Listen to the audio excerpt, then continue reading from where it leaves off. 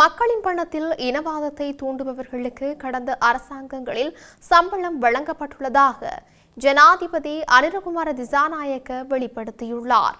மக்கள் விடுதலை முன்னணியின் 36வது கார்த்திகை வீரர்கள் ஞாபகார்த்த தினம் நேற்று விகாரமாதேவி திறந்த வெளியரங்கில் ஜனாதிபதி தலைமையில் நடைபெற்றது. இந்த நிகழ்வில் கலந்து கொண்டு உரையாற்றும் போதே அவர் இவ்வாறு தெரிவித்துள்ளார். அண்மையில் ராணுவ புலனாய்வாளர்களை சந்தித்து கலந்துரையாடிய போது மக்களின் வரிப்பணத்தில், அதாவது ஒரே வங்கிக் கணக்கில் இரு வேறுபட்ட இனவாத குழுக்களுக்கு சம்பளம் வழங்கப்பட்டுள்ளதாக தெரிவிக்கப்பட்டது.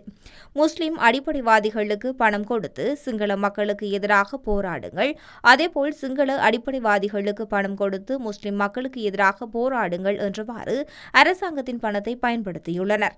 எங்கள் நாட்டின் இன ஒருமைப்பாட்டில் பெருங்குழப்பம் நிலவிய காலம் இருந்தது.